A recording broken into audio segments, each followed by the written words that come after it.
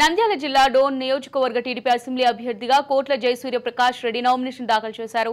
కూటమి అధికారంలోకి రాగానే నియోజకవర్గంలో తాగునీటి సమస్య పరిష్కరిస్తామని హామీ ఇచ్చారు.